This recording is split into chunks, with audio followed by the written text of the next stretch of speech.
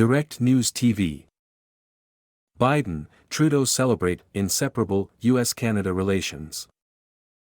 Ottawa, Ontario President Joe Biden and Prime Minister Justin Trudeau on Friday celebrated the close, inseparable U.S.-Canada relationship and declared their nations' shared values have never been more important for a world facing both tumult and possibility.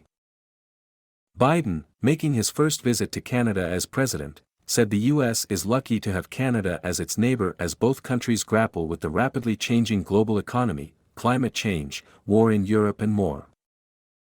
On immigration, Biden and Trudeau used the visit to announce an agreement aiming to stem the flow of asylum seekers at unofficial border crossings from the U.S. to Canada.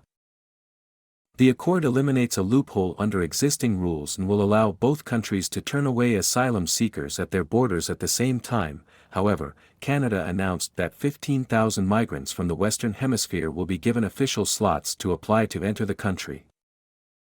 Before their speeches before Parliament, the leaders sat down with top aides for a private conversation. Besides Ukraine and defense spending, the wide-ranging talks touched on shared concerns about China's aggressiveness and violence and political instability in Haiti. Trudeau noted Beijing's growing economic power and a need for the U.S. and Canada to work together to address it. To that end, Canada said Friday it was entering an arrangement with IBM to expand domestic research and development and advanced packaging of semiconductors, and planning an investment of up to $250 million to improve North American competitiveness and supply chain resiliency, help cut pollution, foster economic and national security. With growing competition, including from an increasingly assertive China, there's no doubt why it matters that we turn to each other now, to build up a North American market, on everything from semiconductors to solar panel batteries, Trudeau said. Biden, in his speech, said, "Today our destinies are intertwined and they are inseparable not because of inevitability of geography, but because it's a choice, the choice we made again and again. Two people, two countries, in my view sharing one heart." On Ukraine, Trudeau vowed that Canada would stand shoulder to shoulder with the United States in a determined effort to help the embattled country repel Russia's continuing assault. He also spoke of a need to coordinate even more closely to combat climate change and grow both countries' economies. "We have to stick together," Trudeau said. "We have to continue to face down authoritarian threats, both at home and abroad. We have to continue to defend what is right. This is not the time to compromise on our values."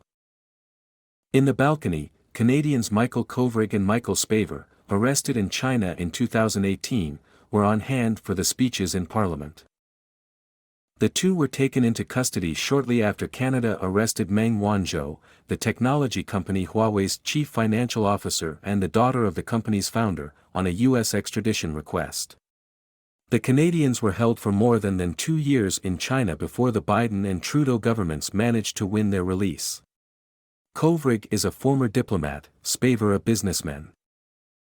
When the plane transporting the two Michaels landed on Canadian soil after more than 1,000 days of arbitrary detention in China, Canadians proved that resilience, perseverance and strength are more than just lofty ideals, they're commitments that drive our actions and shape our character, Trudeau said.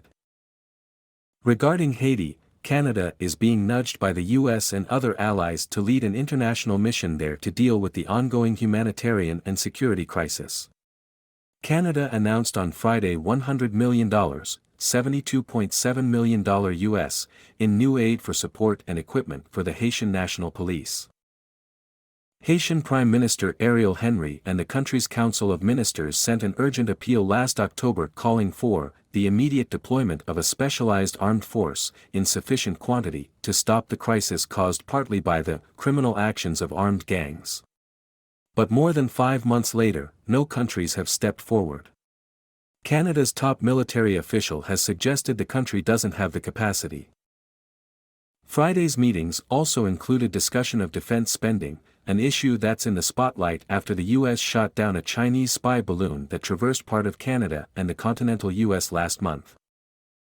Canada has long faced calls to increase its defense spending to 2% of its gross domestic product, the agreed-upon target by NATO members.